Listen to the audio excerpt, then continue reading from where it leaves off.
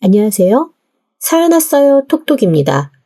구독과 좋아요, 알림 설정 꼭 부탁드립니다. 그럼 오늘의 이야기 시작해 보겠습니다. 처음 지금의 남편을 소개받았을 때의 일입니다.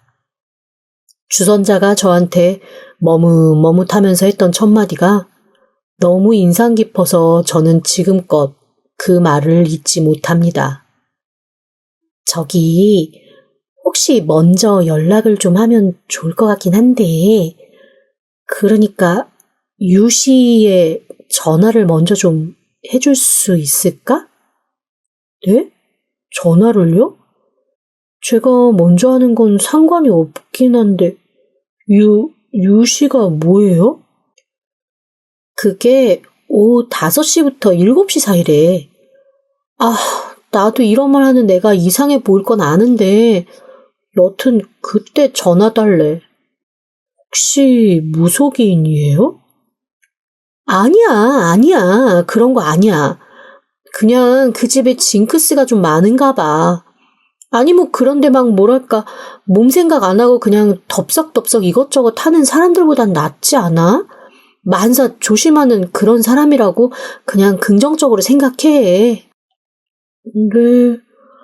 하긴 뭐 세상이 험하니까 조심성 없이 확확 사는 것보다는 나을 수도 있겠네요. 맞아. 그리고 평소에는 그런 거 티를 전혀 안 내서 그냥 조심스럽고 진중한 사람인 줄 알았거든. 그런데 갑자기 유씨 얘기를 해서 나도 좀 당황스럽긴 했는데, 여튼 먼저 꼭 좀 연락 부탁해. 주선자의 민망한 반, 멋쩍은 반이 섞인 얘기를 듣고 그때 망설이지 말고 냉정하게 거절을 했어야 했습니다. 하지만 당시에 저는 그러려니, 그럴 수 있으려니 하며 모든 것을 이해하는 것에 재미가 들었던 상태였거든요. 왜 인생에 한 번쯤 그럴 때가 있잖아요? 나이가 지긋하게 먹은 것도 아니고 큰 성찰이 온 것도 아닌데 문득 내 인생에 큰 깨달음을 얻은 것 마냥 초월한 태도를 유지해보고 싶은 그런 때요. 제게는 그때가 그런 시기였나 봐요. 그런 사람도 있겠지, 그럴 수도 있지라며 혼자 세상 모든 것을 이해하는 태도를 견지하고 싶은 때요. 그래서 그 얘기를 듣고도 불어 아무렇지도 않은 척을 하며 홀로 쿨하게 유시에 맞춰서 전화를 했습니다. 5번의 전화벨이 울리고 그 사람이 전화를 받더라고요. 그러면서 제게 먼저 정중한 어투로 부탁 들어줘서 고맙다고, 만나는 시간과 장소는 자기가 정하겠다고 하더라고요. 그리고 만난 그 사람은 첫인상에 지대한 영향을 주었던 유시 사건이 전혀 떠오르지 않을 정도로 괜찮은 사람이었습니다. 소개해준 사람 말대로 신중한 느낌이 더 강했고 매사 조심스럽고 생각이 많은 것처럼 보였습니다. 물론 연애를 하는 도중에도 조금씩 이상한 건 있었습니다. 제일 이해가 안 되었던 건 첫 여행 때 일입니다. 제가 가지고 있던 로망 중 하나는 남자친구랑 해외여행을 가는 거였거든요. 그래서 가까운 일본이나 홍콩 쪽으로 여행을 가려고 혼자 오래 알아보고 계획을 잡았습니다. 루트며 맛집 다 알아보고 둘의 휴가 일정까지 얼추 맞춘 상태에서 여행 얘기를 꺼냈는데 글쎄 너무 어이없는 반응이 오는 거 있죠? 미안해. 내가 38살이 되기 전까지는 물을 건너면 안 되어서 대학교 때 졸업여행 제주도 가는 것도 안 갔거든. 미안. 우리 그때까지는 그냥 국내 여행을 하면 안 될까? 아니, 38이면 앞으로 10년은 더 있어야 하는데 그때까지 물을 건너면 안 된다고? 강도 한강 이상 넓은 곳 건너면 안 되거든? 그것도 물이니까. 잠깐만. 그러면 충주호 이런 데도 못 가겠네? 거긴 넓잖아. 어우, 안 되지 당연히. 사실 그때 좀 뜨악했습니다. 아니, 근 10년을 비행기는커녕 청풍명월 충주호조차 가지 못하는 사람이라니 이게 말이 되나 싶은 거죠. 그런데 당시 남자친구였던 남편이 저한테 정말 너무 미안하다고 하면서 물 건너가는 것만 아니면 제가 가고 싶은 곳, 하고 싶은 거 다 하겠다고 하더라고요. 결국 저는 첫 여행을 물이라고는 하나 없는 산 깊은 곳으로 갔다니까요. 그러다 어찌저찌 정이 깊어져 결혼을 하게 된 거죠. 지금 지나고 보니 이때 제게 두 번째 기회가 주어졌었는데 사랑에 눈이 먼 저는 그때 그걸 기회라고 생각하지 못했습니다. 바로 시댁에 처음 인사를 갔을 때였습니다. 사실 가기 전부터 피곤했어요. 과일을 살까, 고기를 살까, 아니면 뭔가 다른 것을 살까 고민하고 있는데 당시 남친이었던 남편이 저한테 조심스레 자기 집은 붉은 고기가 생으로 들어오면 안 되니 과일을 사라고 하더라고요. 그때도 좀 벙쪘죠. 저기 그러면 집에서 고기를 안 드셔? 아니, 고기 좋아하셔. 그런데 붉은 고기가 생으로 들어오면 안 된다니까? 아니, 고기가 생으로 안 들어오면 못 사는 거 아니야? 그래서 늘 밖에서 익힌 고기를 사와. 갈비도 불고기도 다 익힌 거 사오는데? 그러니까 그 정도까지 해야 하는 거구나. 우리 집이 좀 여튼 그래서 지금까지 별탈 없이 잘 살아왔지 뭐. 그러니까 과일을 사. 대신 수입 과일은 안 되고 내가 적어줄게. 그걸로 사면 될 거야. 그러면서 세상 꼼꼼하게 과일 이름을 적고 세상에 각 과일을 사야 하는 숫자까지 적어주는 거 있죠. 거기 맞춰 사라고 하길래 그냥 서로 마음이나 편하자 싶은 생각에 그대로 맞춰 사갔습니다. 바구니 말고 종이로 만든 선물 상자에 넣으라고 하길래 그것도 그렇게 했죠. 그렇게 준비한 선물을 들고 들어선 순간 제게 날아든 건 다름 아닌 소금과 겨였습니다. 근엄한 얼굴로 검은 단지 하나를 안고 그 안에 담겨있는 소금과 겨를 무심하게 툭툭 저한테 뿌리는 사람은 다름 아닌 시어머니였죠. 제가 너무 당황해서 우뚝 서 있으니 아주 진중한 목소리로 이러시더라고요. 돌아, 뒤로. 그때 돌아서 그냥 서 있는 것이 아니라 그대로 대문 열고 나갔어야 하는데 제가 그 기회를 또 놓쳤네요, 글쎄. 제 등으로 내리꽂히는 소금과 쌀겨와 함께 제게 밀려온 건 모멸감과 수치심이었습니다. 첫 단추부터 꼬인 느낌이 그날은 정말 계속 정신이 반쯤 나간 것 같았어요. 시누이는 득달같이 달려들어 과일을 꺼내면서 숫자를 세더니 위아래로 절 훑어보더라고요. 어머! 꼬레또 과일은 숫자 맞춰 사왔네? 얘가 알려줬니? 네, 도와줬어요. 헐, 그러면 그렇지. 제대로 알고 사와서 깜짝 놀랄 뻔했네. 저녁 식사 시간은 더 가관이었습니다. 아니 글쎄, 시어머니가 나침판을 가지고 와서 방위를 재더니 식구들 앉을 자리를 정해주고 한 사람 한 사람 국과 밥을 놓아주더라고요. 그런데 여기서 제 세 번째 충격이 시작되었습니다. 다른 사람들은 다 고운 밥에 뜨끈한 국인데 제 앞에는 잔뜩 눌어붙은 밥과 분명 며칠은 묵은 것이 분명한 김치찌개가 놓여 있는 거예요. 제가 너무 당황해서 두리번거리니 시어머니가 세상에 큰 인심을 쓰는 듯한 목소리로 이러는 거 있죠.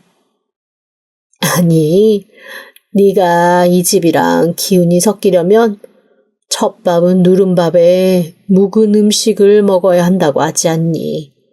그래야 이 집 식구가 빨리 될 수 있다고. 밥이야 뭐 하루 이틀 먹을 거 아니니까. 좋은 게 좋은 거라고 그냥 오늘은 그거 먹거라. 아, 네. 입맛에 안 맞아도 그래도 최소 5숟갈씩은 먹어야 하니까 그만큼은 먹고. 지금이라면 아마 뒤도 돌아보지 않고 뛰쳐나왔을 테지만 그때는 또 그런 생각을 못했습니다. 사실 얼이 좀 빠져서 뭘 어떻게 해야 할지 판단이 안 서는 상황이었다고나 할까요?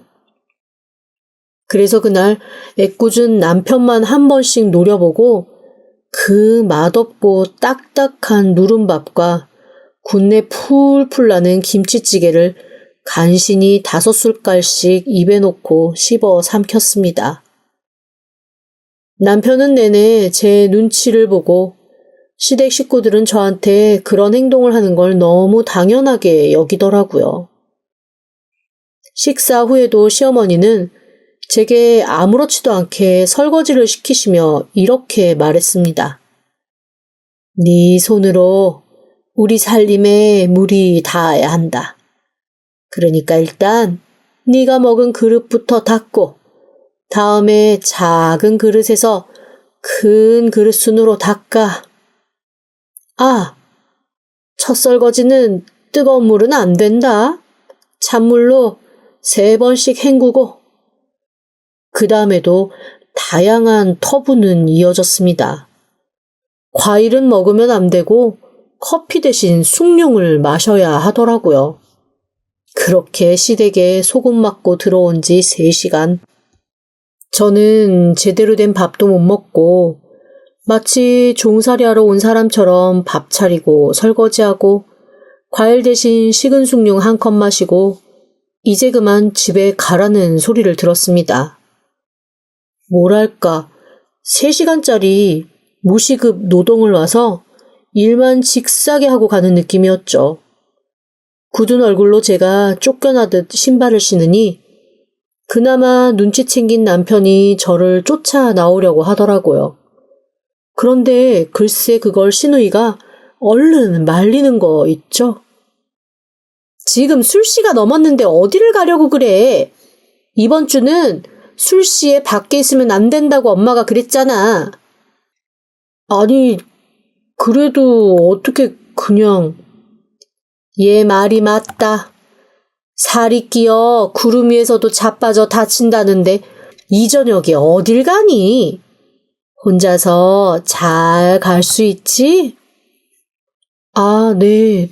혼자서 갈 수 있어요. 그럼 가보겠습니다. 너무 어이가 없어서 꾸벅 인사를 남기고 나오자마자 문이 정말 가차없이 쾅 닫히더라고요. 닫힌 문 밖에서 제가 느껴야 하는 감정은 생각보다 오래가고 센 것이었습니다. 단순히 어이없고 당황스러운 게 아니라 전혀 환영받지 못하는 곳에서 이상한 일을 당하고 내쫓긴 그런 느낌이랄까요? 당혹의 정점은 남편이었습니다. 세상에 그날 전화가 안 오더라고요. 사실 저는 밖에 나가지 마라 어쩌라 그런 말을 들었어도 남편이 저를 뒤쫓아 나올 거라고 생각했습니다. 그래서 차에서 좀 기다리기까지 했고 기다려도 나오지 않길래 제가 먼저 전화를 했거든요. 그런데 전화가 꺼져 있더라고요. 어이없고 황당해서 이건 결혼 못하겠다라는 생각이 들어 그냥 집으로 가버렸죠. 다음날 찝찝한 기분으로 신나게 늦잠 자고 일어났더니 아침 9시 반부터 3분 간격으로 전화가 와 있더라고요. 남편이었습니다. 그리고 문자도 와 있었습니다. 어제 전화도 못하고 못 받은 거 미안하다. 그런데 그 시간에 전화를 하면 너한테 살이 뻗치는 거라 못했다라고 하더라고요. 기가 막혔습니다. 그래서 바로 전화를 해서 심호흡을 하고 그냥 헤어지자고 하려던 찰나 그가 이렇게 말했습니다. 부모님이 너 너무나 마음에 들어 하셔. 완벽하대. 고마워. 우리 엄마 아빠 너무 특이하신 분인데 거기에 다 맞춰줘서. 어차피 살면서 얼마나 엄마 아빠랑 시간을 보내겠어. 명절 때만 좀 참아줘. 나머지는 내가 다 잘하고 살게. 응? 사랑해. 아휴, 사람 마음이 어쩌면 그런지 눈물 드글드글 끼어있는 그 목소리를 들으니 또 마음이 순식간에 약해지더라고요. 그래서 그냥 알겠다며 전화를 끊었는데 시간이 얼마 지나지 않아 남편이 집 앞으로 저를 찾아왔습니다. 그리고 무릎 꿇고 다시 한번 용서 빌고 저를 달래기 시작했어요. 그날 그를 용서한 게 제가 돌이킬 수 없는 3번째 실수를 저지를 거였죠. 이렇게 온갖 징크스와 미신으로 가득 찬 제 결혼 생활이 시작되었습니다. 아우, 말도 마세요. 처음 새 가전을 들이고도 세탁기와 냉장고는 바로 시댁에 있는 것과 바꿔치기 당했습니다. 1년은 헌 것을 써야 저희 부부 사이가 원활할 거라나요? 그래서 전 또 순진하게 1년 뒤에 다시 바꿔줄 줄 알았는데 그때 가서 바꿔달라고 하니 저를 세상 이상한 여자 보듯 보면서 그냥 하나 사서 쓰라고 하더라고요. 결국 저는 기껏 마련한 재혼수 싹 날리고 생돈 들여 다시 살림을 사야만 했습니다. 사실 그때까지만 해도 저는 남편은 그래도 좀 정상일 줄 알았습니다. 괜히 자기 가족이랑 싸우기 싫어서 좋은 게 좋은 거다 하면 넘어가는 거라고 생각했죠. 한 번씩 시어머니나 시누이가 제 속을 뒤집을 때마다 그래도 중간에서 수습하려고 애쓰는 게 보였거든요. 시댁 식구들과 매일 매순간 만나서 사는 건 아니니 매일 사는 남편이 제정신이라면 그냥 살아볼까 했습니다. 하지만 그것조차 큰 욕심이었던 걸까요? 남편은 점점 시간이 지날수록 이상해졌습니다. 아니 사실 이상하다는 느낌을 스스로 느낀 것도 수년이 지나서였어요. 처음에는 시어머니처럼 아주 작은 것, 제가 뭘 하거나 하지 않아야 저한테 좋다는 것을 요구하기 시작했습니다. 예를 들면 제 생일이 화요일이라면 앞뒤 일주일서부터 일절 생일이라는 얘기를 꺼내지 않고 케이크이며 선물이며 아무것도 없이 조용히 지나가야 제 몸이 안 상한다는 겁니다. 그런데 결혼하고 2번째 맞는 생일에는 그게 좀 어이없고 뿔딱지가 나서 생일 전날부터 좀 투덜거렸거든요. 남편이 몸 상한다고 조용히 하라고 말리더라고요. 제가 무슨 몸이 상하냐고 버럭 소리를 지르고 한바탕 싸웠는데 그 다음 날 제 생일 당일에 일이 하나 벌어졌습니다. 집으로 돌아오는데 갑자기 아파트 단지 어디선가 화분이 날아와서 제 다리에 맞고 산산조각이 나는 거 있죠. 너무 경황이 없어 앞에서 날아온 건지 위에서 떨어진 건지도 모르겠지만 여튼 그 날아온 화분에 제 다리에는 큰 상처가 났습니다. 절뚝이며 집으로 들어가자 남편이 놀라 달려나오며 대뜸 그러더라고요. 뭐야? 왜 이래? 거 봐. 내가 몸 상한다고 조심하라고 했지. 진짜 이만하길 다행이다. 그래서 어디서 뭐가 떨어진 건지는 봤어? 아니, 못 봤어. 어둡기도 했고. 그런데 위에서 떨어진 것 같진 않아. 각도가 안 맞아서. 아휴, 진짜. 거봐. 살 끼는 거 무시할 일 아니야. 조심하라는 데는 다 이유가 있는 거라고. 잠깐만. 다쳐온 저를 치료하던 남편은 어딘가 급하게 전화를 했습니다. 통화하는 걸 가만히 들어보니 신우이더라고요. 제가 왜 뜬금없이 신우이에게 전화를 했냐고 물어보자 아니 이 인간이 뭐라고 하는 줄 아세요? 살을 맞고 온 날이라 누군가 그 살을 막아줘야 해서 여동생한테 도움을 요청했다는 거 있죠? 그러면서 제게 지갑에 있는 돈이 얼마나 되냐고 묻더라고요. 제가 길에서 먹는 자잘자잘한 군것질을 좋아해서 10,000원짜리를 몇 개씩은 꼭 지갑에 넣어가지고 다니는데 마침 주말에 결혼식이 2건이 있어서 현금을 좀 더 뽑아서 가져온 참이었습니다. 당연히 남편도 알고 있죠. 얼추 한 30만 원쯤 있을 거라 했더니 그거 싹 꺼내서 현관에 놓아두고 방으로 들어가서 오늘 저녁은 그냥 방에서 나오지 말라고 하더라고요. 대체 뭘 하려고 그러느냐고 했더니 남편이 살 막을 사람이 와서 저를 밤새 지킬 거라는데 세상에 그게 신우이였습니다. 저를 방 안에 넣어두고 집에 들어온 신우이는 현관에 있는 돈부터 챙기는 듯 했습니다. 그러더니 이거 시켜라 저거 시켜라 남편을 부려먹으면서 배달 음식 잔뜩 시켜 먹고 밖에서 제 집인 양 TV 보고 술 마시고 아주 난장을 치더라고요. 제가 문자로 지금 뭐 하는 짓이냐고 오늘 내 생일인데 이럴 거냐고 남편에게 보내자 남편이 방문 밖에서 뭐라 했는 줄 아세요? 글쎄 저 때문에 신우이가 약속까지 포기하고 와서 살 대신 맞아주고 있는데 무슨 짓이냐고 오히려 생일날 쫄쫄 굶고 혼자 방에서 누워있는 저한테 짜증을 내더라고요. 그렇게 서러운 마음 안고 잠들었다가 다음날 아침에 일어나서 밖으로 나왔는데 진짜 눈앞에 펼쳐진 광경에 저는 할 말을 잃었습니다.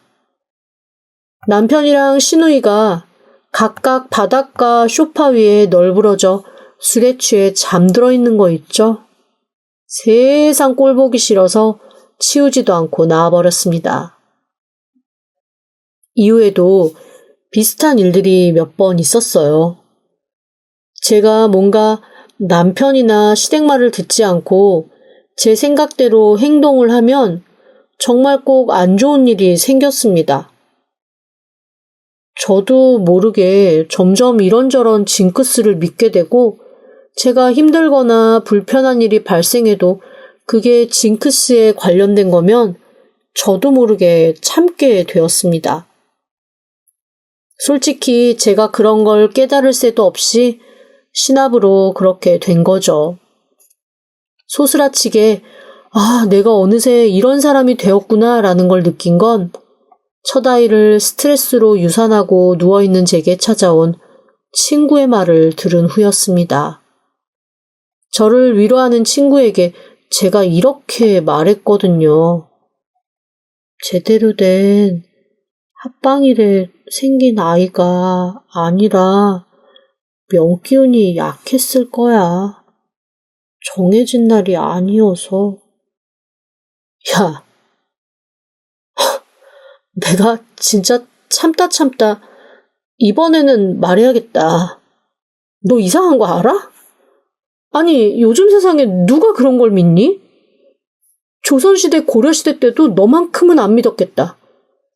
너도 결혼 전까지만 해도 이상하다고, 너희 시대 좀 이상하다고 계속 뭐라 했었잖아. 그런데 어느새 네가 그 사람들이랑 똑같아진 거 알아? 너 아이 잃은 엄마야. 몇 달 안 품고 있었어도 너랑 교감하고 네 뱃속에 있던 아이 잃은 엄마라고. 그런데 지금 네 태도가 아이 잃은 엄마 같다고 생각해? 정상인 것 같아? 내가 볼 때 너 미친 사람이야, 완전히. 병실에 누워있는 저에게 버럭 소리를 지르고 휙 나가버리는 친구의 말을 듣고 순간 정수리에 뭔가가 내려 꽂히는 느낌이었습니다. 저를 감싸고 있었던 세계가 쨍소리와 함께 깨져나가는 느낌이랄까요? 사실 제가 유산을 했다고 하자 시어머니가 싸늘하게 허락되지 않은 날에 만든 아이라 제가 더 조신하게 착하게 아이를 보듬었어야 살았을 텐데 그러지 못했다고 엄청 비난을 하셨거든요. 그러면서 당분간 저는 홀로 그 고통과 괴로움을 견디고 스스로 이겨내야 다음 아이가 기꺼운 때에 찾아올 거라며 병원에 절 혼자 눕혀두고 남편도 병원 출입을 못하게 했습니다. 그리고 어이없게도 남편과 시댁 식구가 모두 대만으로 여행을 갔어요. 원래 저까지 같이 가는 여행이었고 나름 태교 여행으로 기획했던 것에 시댁 식구들이 붙어서 찜찜하던 차였거든요. 그런데 제가 집으로 가는 길에 갑자기 덤벼든 노숙자한테 놀라 바닥으로 쓰러지면서 아이가 잘못되고 여행도 다 무산된 줄 알았는데 저를 두고 간다는 거죠. 처음에는 제가 너무 어이가 없어서 말이 되냐고 따졌는데 그런 제게 시어머니가 그러더라고요. 네가 조신하지 못해 아이를 잃어 원혼을 만들었잖니. 원래 쟤도 38까지는 물 건너면 안 되는데 지 자식 떠돌게 할 수 없으니 지가 스스로 물 건너가면서 길잡이 하려는 거다. 다 네 잘못으로 시작된 일이니 큰소리 말아라. 병원에서 편안하게 쉰다 생각하지 말고 네가 지은 업보 성찰한다 생각하고 반성하고 마음 닫고 있어. 세상에 제주도도 안 간다던 남편놈은 대만 여행 준비에 여념이 없고 저한테 미안하거나 저를 안쓰러워하는 티는 딱 이틀 내고 말더라고요. 그렇게 모두가 어이없는 짓을 벌이고 떠난 가운데 홀로 병원에 있는데도 저는 친구가 그렇게 말하기 전까지는 그게 잘못된 거라는 사실도 미처 깨닫지 못했습니다. 긴 시간 서서히 익숙해지면서 제 주변 상황이 잘못된 것이라는 사실도 잊고 지낸 거죠. 화가 나서 발소리 쿵쿵거리며 뛰쳐나갔던 친구가 분해에 못 이겨 다시 들어와 저한테 마지막으로 버럭 한마디 던지더군요. 야, 너 그거 가스라이팅 당하고 있는 거야, 이 모자란 기집애야. 마지막 한 겹 저를 둘러싸고 있던 꺼풀이 확 벗겨진 느낌이었습니다. 수년간 꾹꾹 눌러온 분노와 억울함에 갑자기 온몸이 떨려오더라고요. 원래대로라면 5일 정도 더 병원에 입원을 했다가 마지막 날 남편이 공항에서 바로 병원으로 와 저를 데리고 퇴원하는 일정이었거든요.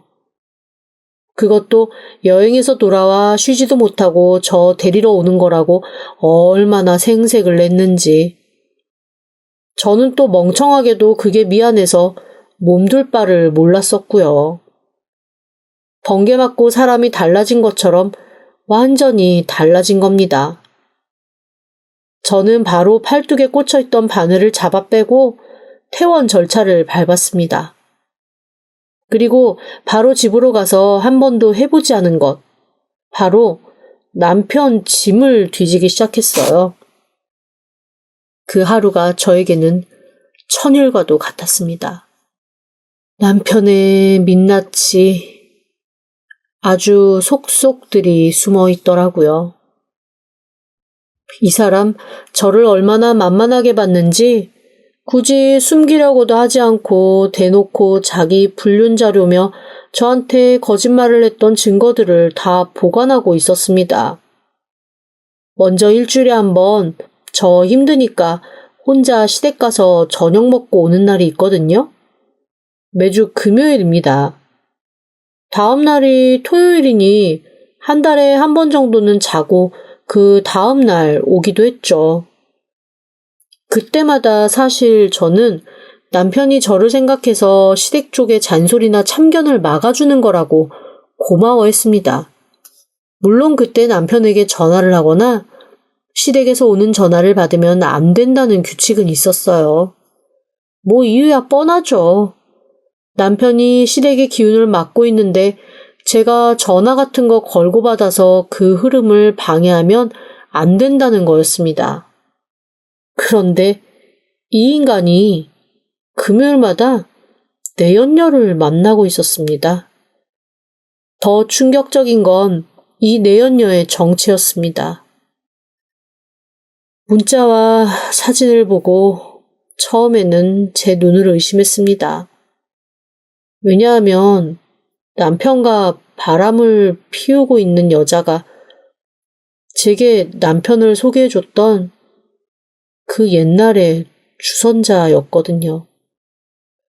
저 결혼하고 그 주선자와 연락이 끊겨서 어디서 뭐하고 사는지도 몰랐는데 남편과 몇 년 전부터 불륜 관계였다는 것이 낱낱이 기록으로 남아 있었습니다. 두 번째 충격은 시댁에서도 이 사실을 알고 있다는 거였습니다. 글쎄 여행도 그 여자 데리고 갔더라고요. 제 티켓 환불한다 어쩐다더니 저 대신 그 여자를 데리고 간 모양이었습니다. 분명 시댁에도 뭔가 정보가 남아있겠다 싶어 남편이 남긴 자료들부터 일단 싹 다 가방에 쓸어넣고 바로 시댁으로 갔습니다. 다행인지 불행인지 시댁에서는 저한테 수시로 불러다 일 시키고 부려먹느라 비밀번호를 훤하게 오픈해둔 상태였거든요. 그래서 아무 저항도 없이 시댁으로 들어갈 수 있었죠. 우선 제가 10수년을 살아도 절대 출입 금지인 안방으로 들어갔습니다. 거기서 시어머니가 끼고 살다시피 하는 수첩을 하나 발견했고 그 안에서 저는 충격적인 또 다른 사실 하나를 마주했습니다. 그 수첩 안에는 그동안 시어머니가 제게 얘기했던 온갖 징크스와 미신들이 차곡차곡 정리되어 있었습니다. 딱 봐도 진짜 의미가 있는 징크스와 미신들도 아니고 시어머니 말대로 실력 높고 저명한 사람의 조언에 의한 것도 아니었습니다. 그저 저를 괴롭히기 위해 사방에서 모아둔 근거 없는 것들이었죠. 제가 처음 집으로 인사 왔을 때 군밥에 묵은 김치찌개를 준 게 기록이 되어 있고 그 옆에 괄호를 쳐서 이렇게 써두었더라고요. 첫 인사 왔을 때 써먹을 것이라고요. 그런 식으로 어딘가에서 떠돌던 가십을 가져오던가 아니면 본인이 스스로 그런 징크스를 만들어서 저를 옥죄고 괴롭혔던 겁니다. 제가 정말 멍청했던 거죠.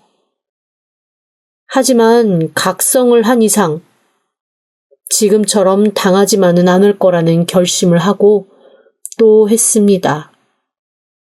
우선 변호사를 먼저 찾아가 상담을 했습니다. 긴 시간 정신적으로 저를 괴롭힌 것들에 대한 정황이 있어서 우선 고려는 하되 증거에 대한 확신과 타당성이 중요하다고 하시더라고요. 제가 시댁에서 시어머니 노트를 들고 나와봐야 훔친 물건이 될 테니 시어머니가 스스로 그 노트를 제공할 방법을 찾아야 했습니다. 유치하지만 눈에는 눈, 이에는 이 방법을 쓰기로 했죠. 한국으로 시댁 식구들과 남편이 들어오기 이틀 전 저는 남편에게 전화를 했습니다. 그리고 아주 무서운 목소리로 저주하듯 너희가 타는 비행기가 추락할 것이고 모든 것이 산산조각 날 거라고 버럭 소리 한번 지르고 확 끊어버렸죠. 사실 귀국 날짜 즈음에 강한 바람이 불어 결항을 할 수도 있다는 예보가 있었거든요. 그 집 식구들 그 누구도 꼼꼼하게 그런 걸 챙기는 사람들이 아니니 만약 정말 바람이 불어 기체가 흔들리면 제 말을 떠올리며 두려워하겠죠. 지금까지 제가 그래왔던 것처럼 말입니다. 남편이 놀랐는지 다시 저한테 몇 번이고 전화를 하더라고요. 분명 신나게 놀고 있는 듯 음악 소리에 취한 시어머니의 수다 소리가 다 들렸는데 저한테 다시 전화를 할 때는 주변이 조용하더라고요. 자기도 뭔가 걸리는 게 있었는지 따로 나와 전화를 한 모양이었습니다. 당신 어디 많이 아파? 괜찮아? 병원인 거지? 바람이 휘몰아친다. 날개가 접혀. 떨어진다. 떨어진다. 화광. 저는 진짜 미친 사람처럼 그 한마디 딱 하고 전화기를 꺼버렸습니다. 뭐 찜찜함과 불안함은 그들의 몫이니까요. 제 정신 차림을 하늘에서 돕기라도 하는 걸까요? 시댁 식구들이 귀국하던 날 기상 상황은 최악이었습니다. 듣기로는 진짜 간발의 차로 비행기가 뜨기는 했지만 위아래로 흔들리고 양옆으로 흔들리고 중간에는 산소 호흡기도 한번 쿵 내려왔다고 하더라고요. 제가 공항에 나가서 같은 비행기 타고 온 것 같은 사람 하나 붙들고 물어봤거든요. 기둥 뒤에 숨어 찬찬히 지켜보고 있자니 시어머니는 어디서 휠체어 하나 얻어 타고 시누이가 밀어주면서 나오고 시아버지는 남편이 부축해서 나오더라고요. 아주 어지간히 고생한 듯 했죠. 하지만 고생은 지금부터입니다. 제가 스페어 키를 가지고 왔거든요. 저들보다 빨리 차로 가서 제가 차를 몰고 가버릴 겁니다. 사실 그래도 괜찮은 이유 중에 하나는 그 차가 제 명의의 차라는 점입니다. 그것도 참 사연이 많아요. 남편이 자기 이름으로 차 산 걸 시누이랑 시부모님한테 한 대씩 해줬다가 시누이가 음주운전으로 면허 박탈당하는 일이 생겼거든요. 차 명의는 남편이었던지라 보험이랑 이것저것 얽혀서 본인 이름으로 다시 차를 사기가 힘든 상황이었습니다. 그것도 나중에 사고 다 터지고 저한테 얘기해서 저는 남편이 차 2대를 소유하고 있었다는 것도 그때 알았습니다. 그래도 차는 한 대 있어야 하니 저한테 차를 사라고 하더라고요. 그런데 세상에 차 명의를 가진 사람이 돈을 내야 된다며 제가 그 할부금도 벌어서 갚게끔 했습니다. 이제 할부 지난달에 막 끝난 참인데 엄밀하게 말하면 남편이 아니라 제 차잖아요. 제 차 제가 몰고 가겠다는데 누가 뭐라 할 수 있겠습니까? 그래서 미리 주차 위치 파악한 후에 빠르게 차를 몰고 빠져나왔습니다. 요즘에는 참 편리하게 사전 주차 정상기가 있어서 자기 차 위치도 파악되고 그 차 주차료도 바로 결제하고 나갈 수 있어서 너무 편하더라고요. 아마 제가 아는 한 저희 시어머니 아프다, 힘들다, 배고프다, 화장실 가고 싶다. 공항에서만 적어도 3, 40분은 있다가 나올 테니 제가 차를 가지고 빠져나올 시간은 충분한 셈이었습니다. 아니나 다를까 차를 몰고 한참 신나게 강변북로를 달리고 있는데 남편에게 전화가 왔습니다. 갑자기 차가 사라져서 병원으로 데리러 오기가 좀 힘들다고 혹시 혼자서 퇴원해서 나올 수 있냐고 하는 겁니다. 그래서 제가 무심히 차 안에 있는 라디오 볼륨을 올리면서 이렇게 얘기했죠.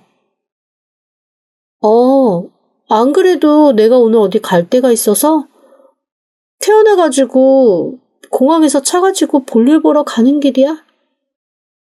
뭐라고? 공항에 와서 차를 가져갔다고? 내가 어젯밤에 꿈을 꿨는데 오늘 내가 이 차를 쓰지 않으면 큰 사고가 나서 온 가족이 비명 행사할 거라는 계시를 받았거든. 내가 어떻게 힘든 여행 마치고 온 당신이랑 어르신들 그 위험에 빠뜨리겠어. 그래서 내가 그냥 차 가지고 나와버렸어. 그리고 당분간 나랑 식구들이랑 부딪히지 않는 게 좋다고 하더라고. 운때가 그렇대. 그래서 나 여행 혼자 좀 다녀오려고. 그러니까 집에 가서 집안일 좀 깔끔하게 잘 해놔. 당신 미쳤어? 아니, 그럴 리가? 나 어머님한테 조언해드린다는 그 어르신한테 연락받았어. 그분이 이제 운때 계시 이런 거는 나한테 주시겠대. 내 영적 능력이 훨씬 커졌다고 하시더라고. 그러면서 나한테 지난 세월 참 자기 수행 잘했나 보다. 드디어 자기 얘기를 받아들일 때가 왔다라고 말씀하시더라고. 그래서 그런지 나 너무 모든 게 평안해. 전화기 밖에서조차 남편이 너무 당황하고 멍해진 것이 느껴졌습니다. 그렇겠죠. 저한테 가르침을 준다는 그 어르신, 이 세상에 있지도 않은 가상의 인물이니까요. 그런데 지금껏 그 어르신 핑계로 저를 좌지우지 괴롭혔으니 지금 와서 그런 사람 없다고 할 수도 없잖아요. 그다음부터 저는 무조건 제 실리를 챙기기 시작했습니다. 어머님이 저한테 뭔가 시키려고 하면 그거는 제가 계시받은 것과 다르다고 딱 잘라 거절하고 남편이 뭔가 얘기를 하거나 저한테 힘을 행사하려고 하면 당신 큰일 난다고 지금은 내 말을 들을 때라고 남편도 딱 잘라 아무 짓도 못하게 손발을 묶어버렸습니다. 시댁 쪽에서는 그동안 유순하게 자기네들 말 듣던 제가 갑자기 자기네들이랑 똑같이 굴기 시작하니까 엄청 당황하더라고요. 제가 아주 뻔뻔하고 진지한 얼굴로 어머님 아버님한테 가서 더 이상 신우이한테 금전적 지원을 하면 모두가 폐가망신을 1년 안에 할 거라는 얘기를 했거든요. 신우이 얼굴이 울그락 푸르락 하길래 제가 아주 판판하고 뻔뻔한 얼굴로 이렇게 얘기했습니다. 제가 얘기했잖아요. 저한테 아주 좋은 영적 능력이 들어왔다니까요. 아가씨도 저처럼 긴 세월 참고 살다 보면 능력이 올 때가 있을 거예요. 그러니까 그전에는 자기 성찰한다 생각하고 말 들어요. 제가 지난 세월 그렇게 참고 말 듣고 살았더니 지금 이렇게 능력 발현이 되잖아요? 그렇게 한 3개월쯤 지났을까요? 어느 날 저희 시어머니가 도저히 못 참겠는지 저를 불러 제 앞에 그 노트를 휙 던지시더라고요. 그러면서 이렇게 말씀하시는 겁니다. 그래, 네가 무슨 생각을 하고 어떤 마음으로 그랬는진 모르겠지만 어쨌건 지금 네가 하는 거 다 여기 써 있는 것들 중에 하나다. 그래, 내가 너 좀 휘어잡아서 편하게 살아보려고. 그래, 내가 쇼 좀 했다. 너 쇼한 사람 앞에선 쇼 못해. 그러니까 우리 모든 관계 다시 처음부터 시작하자. 너 그러는 거 더 이상 내가 못 참아주겠다. 네, 저 시어머니가 그 노트 저한테 그렇게 던지실 줄 알았어요. 왜냐하면 자기 맘대로 뭐가 안 되는 거 절대 참지 못하는 양반이거든요. 그런 사람이 자기가 하는 것과 똑같은 수로 본인을 괴롭히는 사람한테 그 밑에 가지고 있던 패까지 다 까지 않을 리가 없었습니다. 제가 노린 건 그거였거든요. 그 노트를 시어머니가 제게 던지시길래 조용히 받아가지고 나왔습니다. 그리고 거실에서 가만히 저를 노려보고 있던 시누이와 떨떠름한 얼굴로 앉아있던 시아버지, 그리고 좌불안석 앉아있던 남편 앞에 그 노트를 보여주며 이렇게 얘기했어요. 어머니가 이실직고 하셨는데 본인들은 할 말 없어요? 여기서 솔직하게 다 말하면 어디 한번 나도 좀 고민해보고요. 그랬더니 다들 떨떠름하게 엄마한테 얘기 다 들었을 텐데 무슨 얘기를 더 하겠냐고 말을 얼버무리더라고요. 저는 그 길로 노트를 들고 바로 변호사한테 갔습니다. 그리고 그 다음부터는 일사천리였죠. 처음에 제 의뢰를 받았을 때 반신반의했던 변호사는 노트를 보면서 어이없다는 듯 계속 허 하는 헛웃음을 웃더라고요. 그러다 저를 보고 미안하다고 자기도 진짜 이런 사람들이 있을 줄 몰랐다며 고개를 설레설레 저었습니다.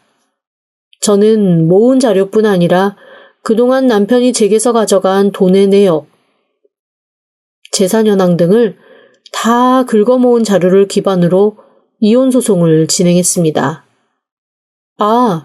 그 과정에서 시누이가 제게 가져간 각종 액세서리, 가방 같은 것에 대한 청구도 함께 진행했고 당연히 시누이와 시부모님을 모두 달달 볶을 준비를 했죠.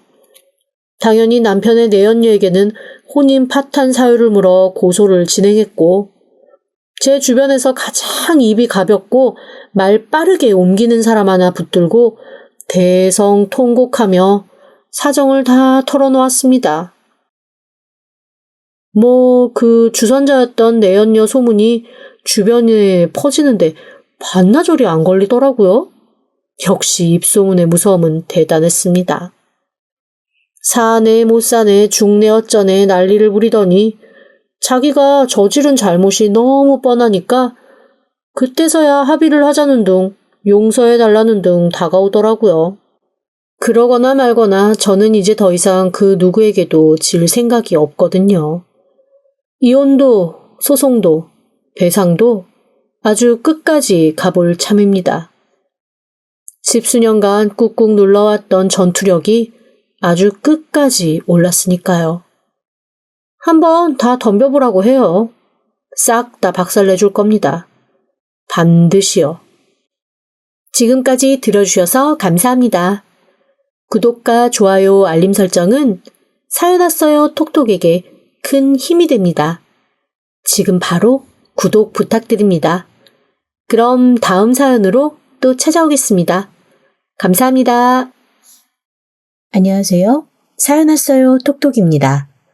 구독과 좋아요, 알림 설정 꼭 부탁드립니다. 그럼 오늘의 이야기 시작해 보겠습니다.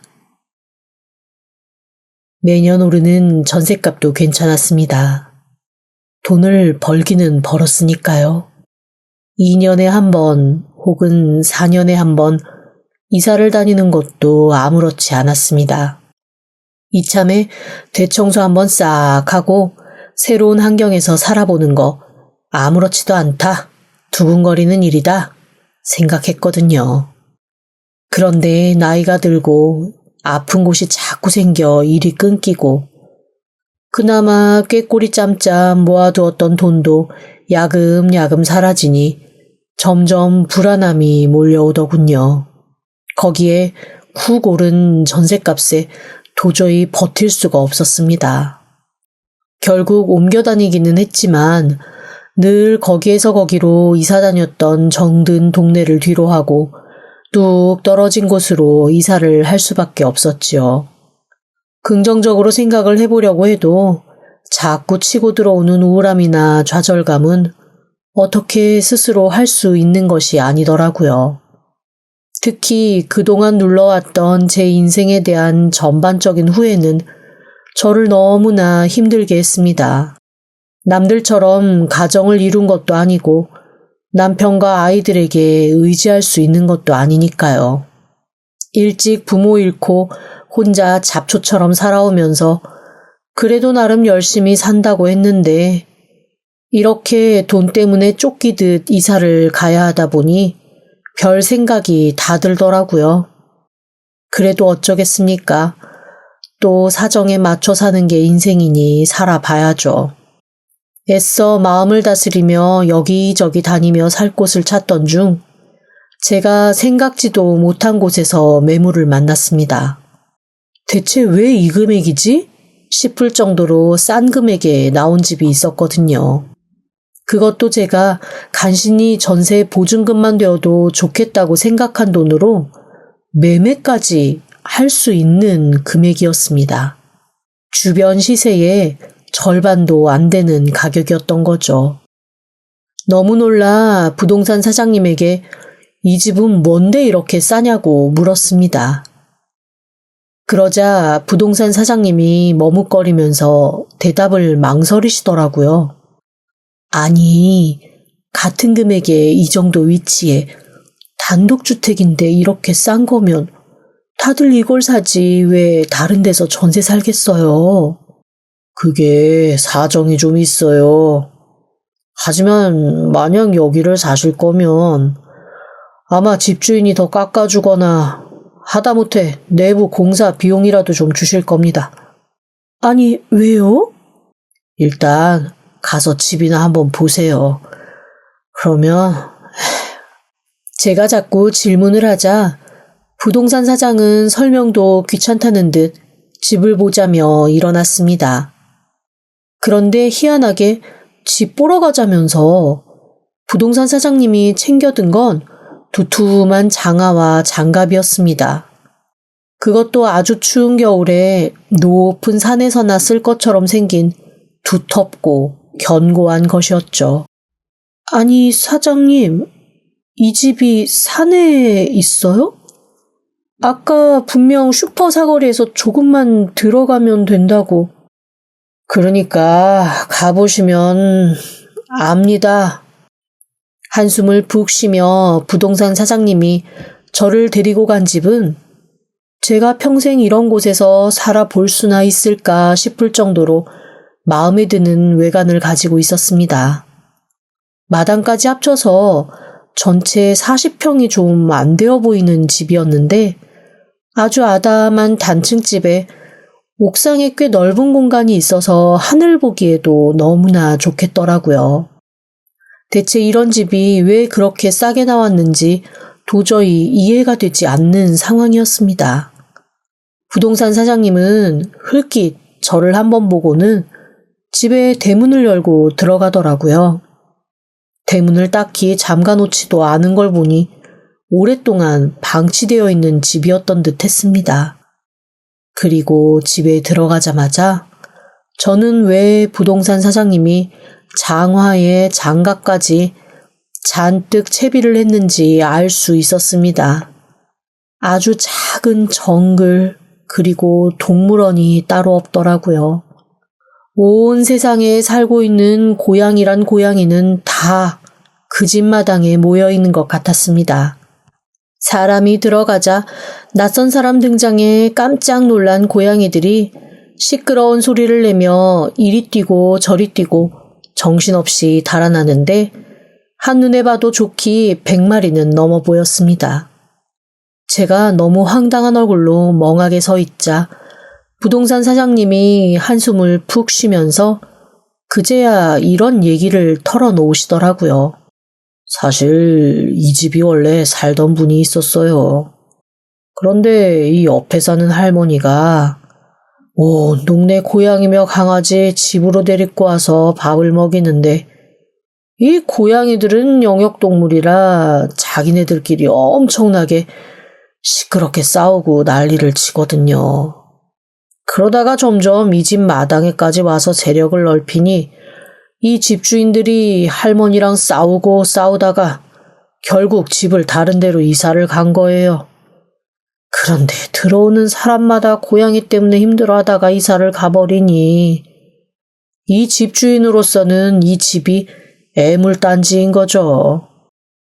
그러면 고양이 때문에 이렇게 싸게 나온 거예요? 집주인은 어쨌거나 누구든 이 집을 사서 자기가 더 이상 신경 안 쓰게 해주면 그것만으로도 너무 고맙다고 하고 계시는 상태예요. 이대로라면 죽고 나서 자녀들한테도 민폐가 되지 좋은 소리 들을 것 같지는 않다고까지 하시더라고요. 그런데 집을 찬찬히 둘러보니 그 말이 충분히 이해도 되었습니다. 정말 고양이들 세상이었거든요. 집 겉은 고양이 배설물들로 얼룩덜룩했고 마당은 이미 마당이 아닌 황무지 같은 수준이었습니다. 게다가 집 창문에 방충망 같은 걸 뚫고 들어갔는지 집 안에서도 고양이들이 왔다 갔다 하는 게 보였습니다. 제가 이 집으로 이사를 오려면 일단 고양이와 한판 전쟁을 치러야 할 판이었죠. 제가 멍하게 보고 있으니 부동산 사장님이 안 될 걸 알았다는 듯이 적당히 보셨으면 그냥 가서 다른 집 조금 더 소개해 주겠다고 얘기를 하는 겁니다. 그런데 순간 갈등이 몰려왔습니다. 사실 제가 지금 가진 돈으로는 이런 단독주택은커녕 단독주택의 반의 반도 안 되는 햇빛도 들지 않는 그런 곳에서 또다시 2년 뒤에 나갈 것을 걱정하며 전세를 살아야 하거든요. 그 돈이면 고양이 바치기는 하지만 이 주택을 그냥 내 집 삼아 사서 고양이와 공존하건 고양이를 내쫓건 여기서 한번 살아보는 게 어떻겠나라는 생각이 드는 겁니다. 그래서 제가 부동산 사장님에게 하루만 생각할 시간을 달라고 했죠. 그런데 제가 생각할 시간을 달라고 하는 것조차 부동산 사장님한테는 너무나 놀라운 일이었던 모양입니다. 저한테 이렇게 되묻더라고요. 아니, 이 꼴을 보고도 하루만 생각하자는 말이 나오시는 거예요?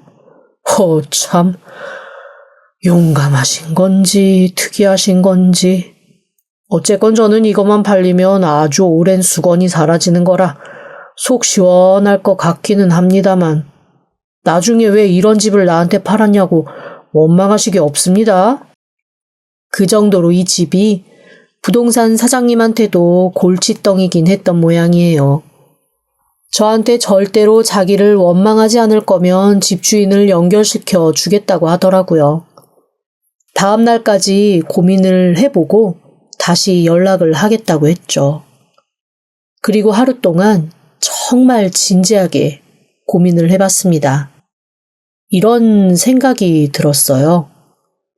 내가 이 나이에 거의 이제 몇 년 뒤면 70인데 어디를 다시 이사를 갈 것이며 이사를 간다 한들 제대로 그곳에서 자리 잡고 살 수 있을까도 의문이었습니다.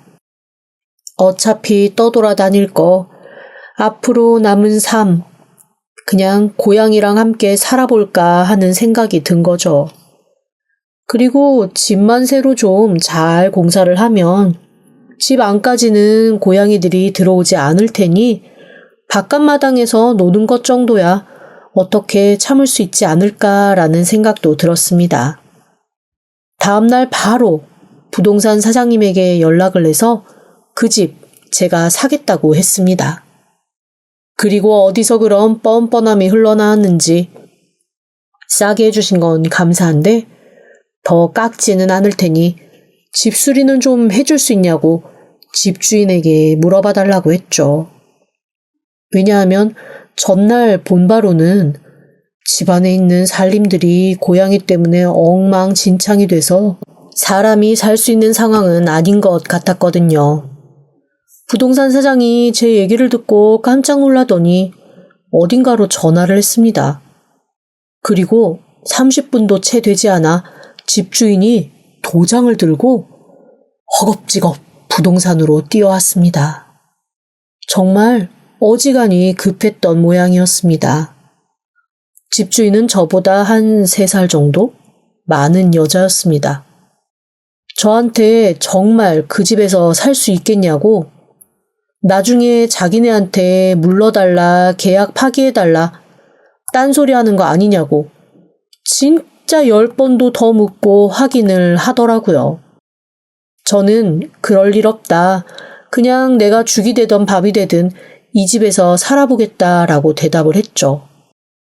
그러자 집주인은 자기가 집값도 1,000만 원 더 깎아줄 테니 그걸로 그냥 알아서 청소도 하고 인테리어도 하라고 하더라고요.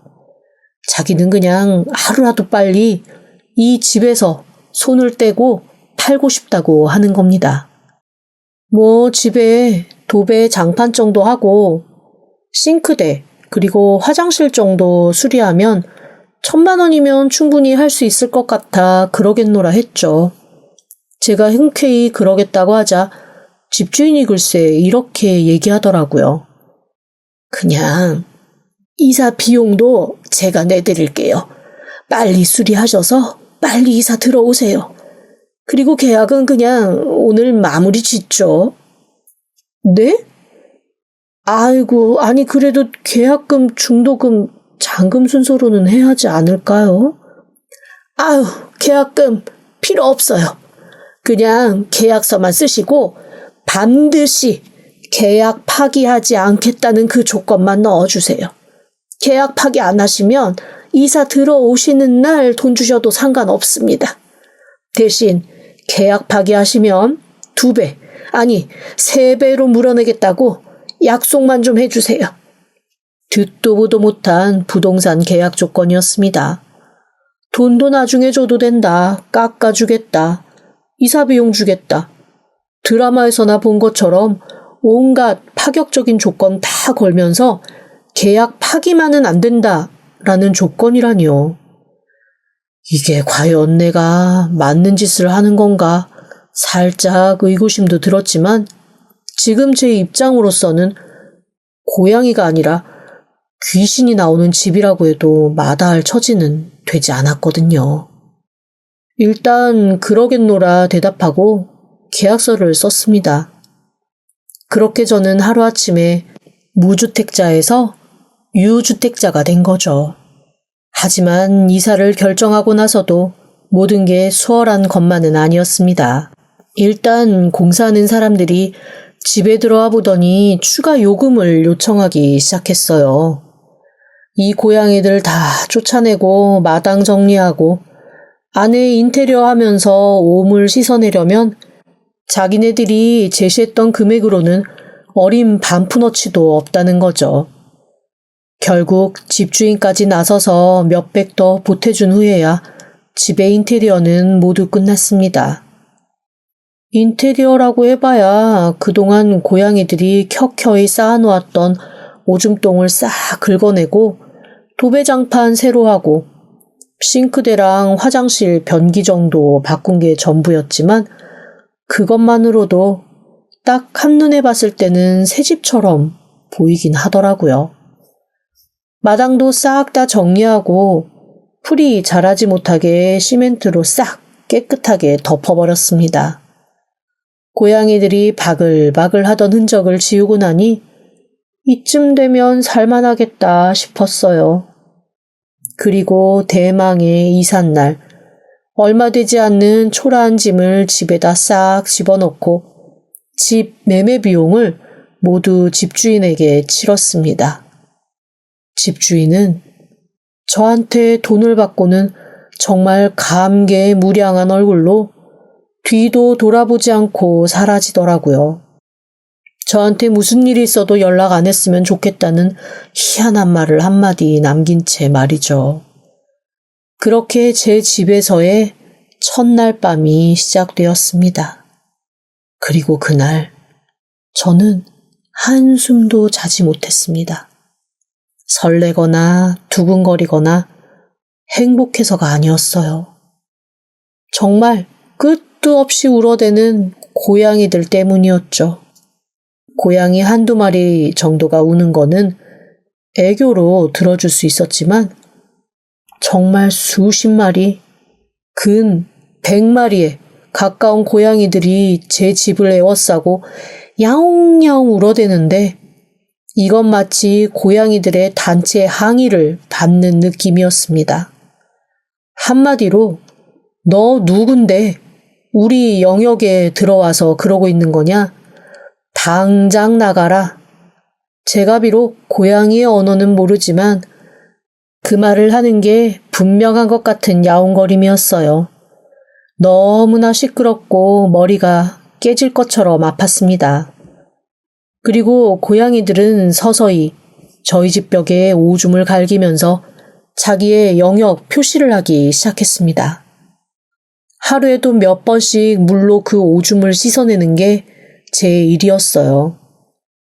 어디선가 듣고 락스를 듬뿍 뿌려서 닦아보기도 하고 고양이들이 싫어한다는 귤 냄새 나는 방향제를 사다가 사방에 뿌려보기도 했지만 그것도 한두 마리 있을 때나 영향을 끼치지 그렇게 많은 고양이들이 있을 때는 소용이 없는 모양이더라고요.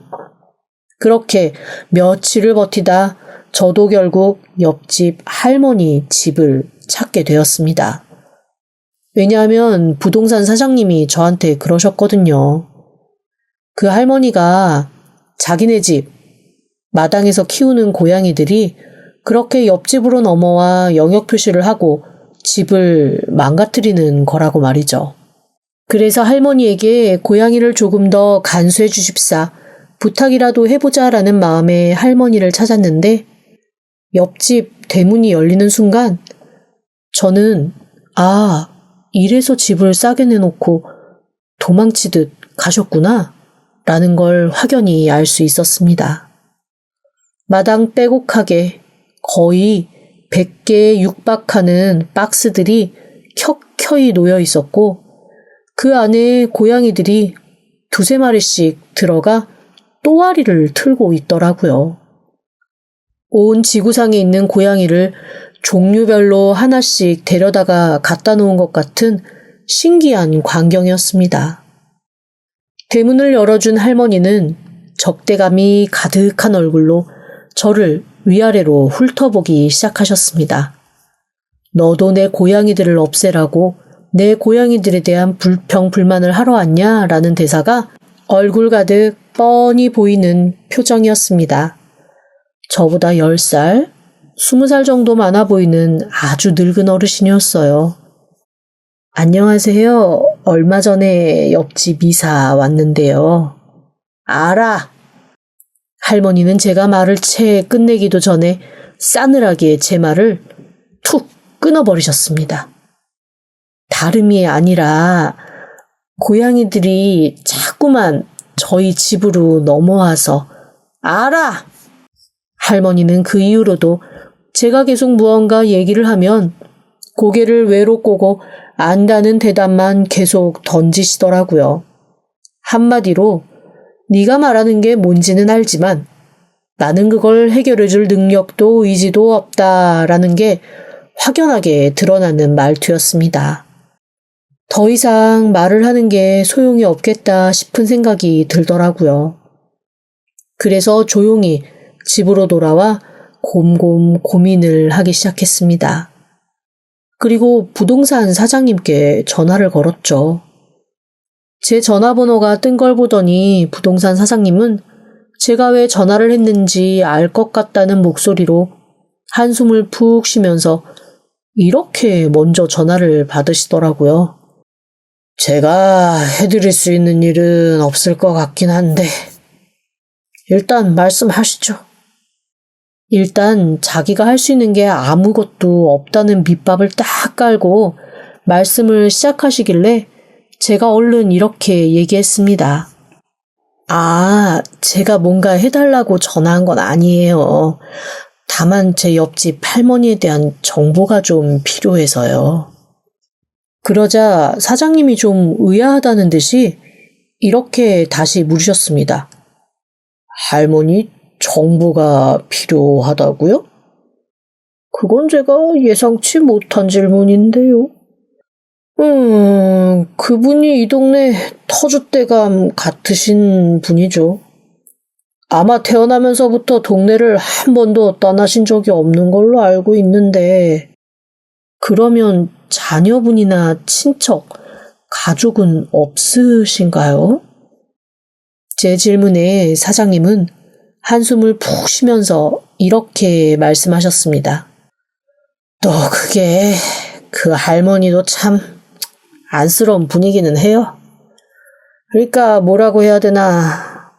동네에서 만난 남자랑 결혼해서 거기서 살기 시작하셨는데 남편은 도박에 빠져서 변사체로 어느 날 발견되셨고 그 자식들은 어디서 뭘 하는지 남매가 있기는 한데 자기 엄마랑 연락 끊은 지 수십 년이에요. 그 할머니도 처음엔 허하니까 그 길고양이 한두 마리 데려다가 그 집에서 그렇게 밥 주고 키우시다가 지금 저렇게 된 거예요.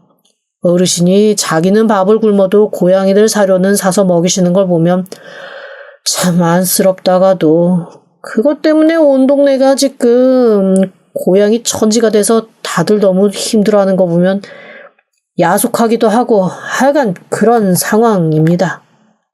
그제야 그 할머니가 왜 그렇게 고양이를 끌어들였는지 알 수 있었습니다. 그리고 이런 생각이 들더라고요.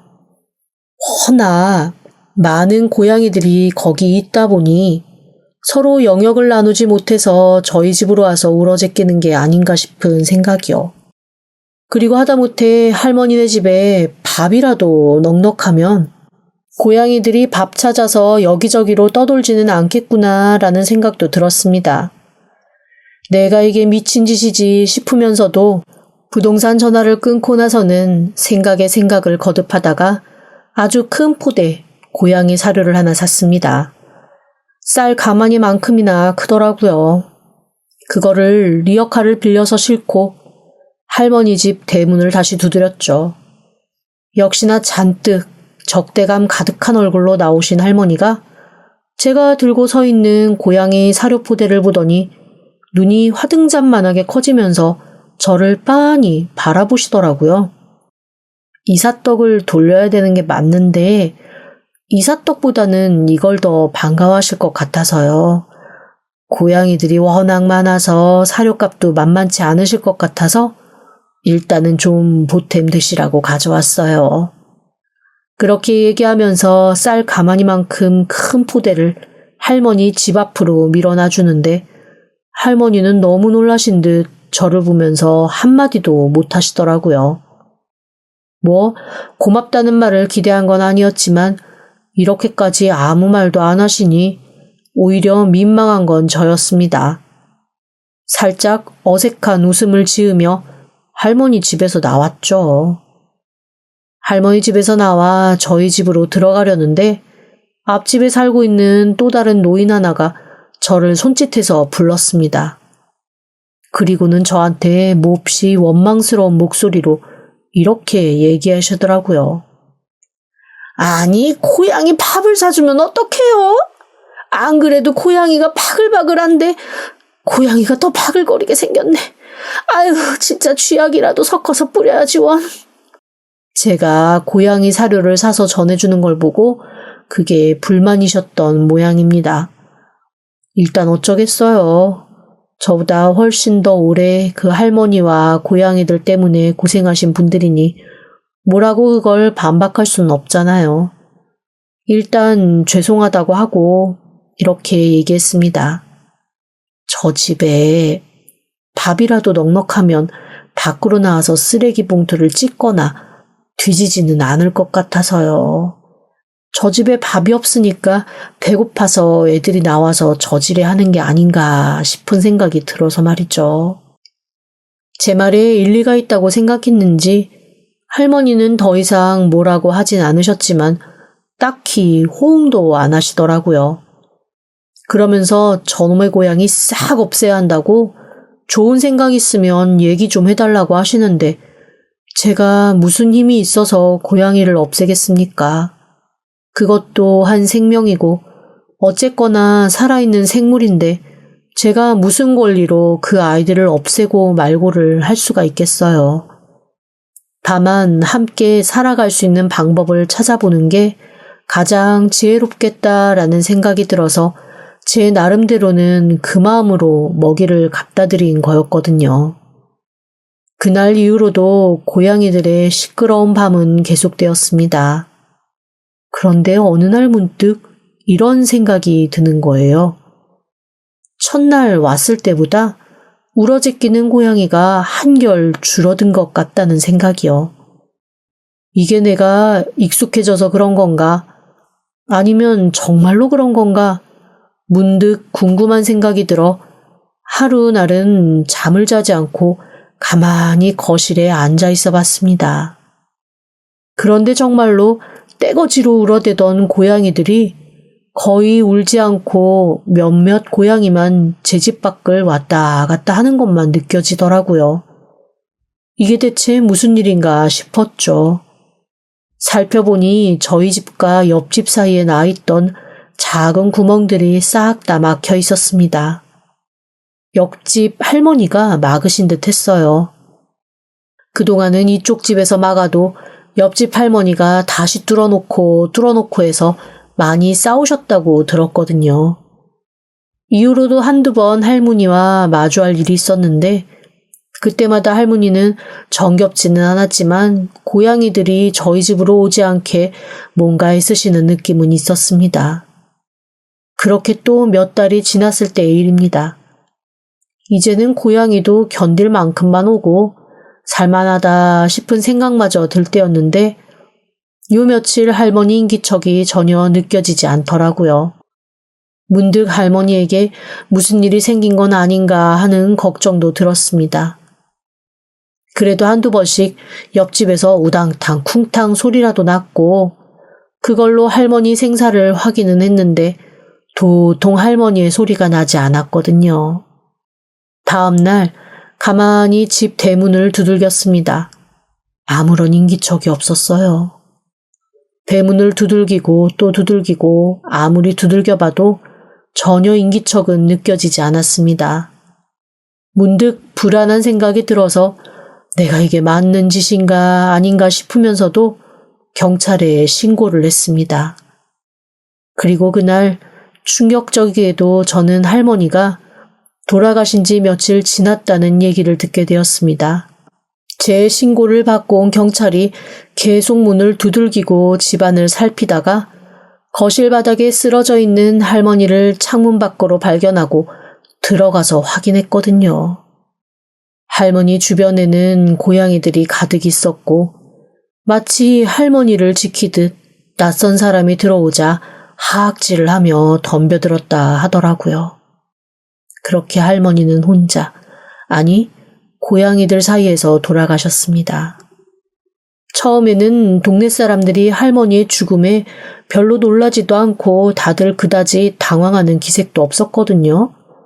나이든 노인 혼자 사시다가 돌아가실 수 있지라는 식이었달까요. 할머니가 돌아가신 후 들어간 집에는 고양이들만 가득했고 동물보호단체가 와서 그 고양이들을 모두 데리고 갔습니다. 입양을 시킬 수 있으면 입양을 시키고 그렇지 않으면 중성화를 해서 다시 보호소에서 고양이들의 앞날을 결정한다고 하더라고요. 순식간에 고양이가 사라진 마을은 고요하다 못해 적막감까지 감돌았습니다. 그즈음 저는 이상한 소문을 듣게 됐습니다. 평소 제 옆집 할머니와 고양이 때문에 엄청 싸운 분이 계셨거든요. 저한테 고양이 먹이 갖다 줬다고 뭐라고 하셨던 분이요. 그런데 그분이 제 옆집 할머니가 돌아가신 다음부터 살짝 정신을 놓은 것처럼 그걸 왜 자기가 먹어? 그걸 왜 지가 먹어? 라는 얘기를 혼잣말로 중얼거리며 그 집 주변을 왔다 갔다 하신다는 거였습니다. 저도 그 할머니께서 그 집 주변을 왔다 갔다 하신 걸 몇 번 본 적은 있었습니다. 그래서 동네 사람들 사이에서는 혹시 그 고양이를 없애기 위해 약을 썼는데 그거를 제 옆집 할머니가 잘못 알고 드신 게 아닌가 하는 의심들이 퍼지기 시작했습니다. 한 동네에서 너무나 끔찍한 일이잖아요. 다들 쉬쉬하는 게 느껴지던 그때 앞집 할머니가 갑자기 심장마비로 쓰러져서 돌아가시고 말았습니다. 어두운 저녁에 슈퍼에 다녀오시다가 갑자기 뛰어나와 털 세운 고양이 2마리 때문에 놀라서 쓰러지신 채 바로 돌아가신 거였어요. 나중에 알고 보니 고양이를 없애려고 일부러 약 섞은 밥을 제 옆집 할머니한테 갖다 주셨더라고요. 경찰 조사 결과 그 밥은 먹지 않은 채 고스란히 쓰레기통에서 발견되긴 했지만 앞집 할머니는 그 사실을 모르고 자기 때문에 죽은 거라 생각해서 마음이 쪼인 채 사셨던 거죠. 그러다 갑자기 나타난 고양이 때문에 쓰러져 돌아가신 거니 사람들은 고양이가 영물이다. 자기 살펴줬던 사람한테 복수한 거다. 이런 얘기들을 하기 시작했습니다. 처음에는 믿지 않았지만 시간이 지날수록 저 역시도 고개를 갸웃거리게 하는 일이 생기곤 했습니다. 여전히 남아있는 고양이들이 사방 쓰레기통은 다 뒤집어서 헤집어 놓는데 저희 집만은 건드리지 않더라고요. 동네 사람들이 비둘기에 쥐로 고생할 때도 저희 집은 청정지역이었습니다. 오히려 마당에서 왔다 갔다 하는 10마리 남짓한 고양이들이 지키고 있는 느낌이랄까요? 그러다 보니 오히려 고양이를 배척하고 싫어했던 사람들이 하나 둘 찾아와 혹시 고양이 한 마리만 분양해 줄 수 있냐고 물어보는 지경에까지 왔습니다. 그렇게 새끼 고양이를 한두 마리씩 각 집에 나눠주기 시작했죠. 고양이를 너무 싫어하던 동네 사람들이 오히려 할머니의 죽음 이후 고양이를 찾게 되는 아이러니한 상황이 된 겁니다. 아, 할머니가 돌아가신 후 시간이 꽤 지났을 때 그 자녀들이 유품 정리를 위해 집에 온 적이 있습니다. 소문과는 다르게 다들 해외 오지에서 일을 하느라 자주 연락을 못한 것이지 자기 엄마를 버리거나 한 건 아니더라고요. 몹시 애통해하면서 서러워하는 것을 보며 새삼 다른 사람 말만 듣고 판단하면 안 되겠구나 하는 생각도 했고요. 며칠을 그 집에 머물며 유품을 정리한 할머니 자녀들은 마지막 날 저를 찾아왔습니다. 그러면서 하는 말이 할머니가 남긴 일기장에 저한테 고마웠다는 내용이 있었다고 전해주더라고요. 온 동네 사람들이 자기 미워하는 거 알고 있었고 악을 쓰거나 신고하거나 쓰레기 투척하면서 누가 어떻게 괴롭혔는지도 낱낱이 다 기록이 되어 있었나 봐요. 그 중에는 거의 범죄에 가까울 정도로 집요하게 괴롭혔던 사람들도 있어서 아마 그 사람들에 대해서는 별도로 신고를 할 모양이었습니다. 그중 새로 이사 온 제가 그래도 사료도 사다 주고 한 번씩 할머니를 들여다 봐주었다고 써 있었다며 자녀들이 고맙다고 인사하는데 사실 좀 마음이 무거웠습니다. 그렇게 열심히 들여다보지도 애써 돌보지도 않았거든요. 그럼에도 불구하고 제 작은 호의가 할머니에게 위안이 되었다는 것이 다행이다 싶기도 하고 마음이 복잡해지더라고요. 여튼 저한테는 결과적으로 그 할머니와 고양이들이 은인입니다. 집값도 다른 곳과 비슷한 수준으로 올라서 마음도 든든해졌고 더 이상 이사 가야 하는 걱정도 안 해도 되니 너무 행복하더라고요. 다음 할머니 제사 때는 고양이 밥과 제사밥을 같이 챙겨서 저 혼자 마당에서 인사라도 드릴까 해요. 어쩐지 하늘나라에서도 고양이들 걱정을 하고 계시지 않을까 싶거든요. 지금까지 들어주셔서 감사합니다. 구독과 좋아요 알림 설정은 사연 왔어요 톡톡에게 큰 힘이 됩니다. 지금 바로 구독 부탁드립니다. 그럼 다음 사연으로 또 찾아오겠습니다. 감사합니다.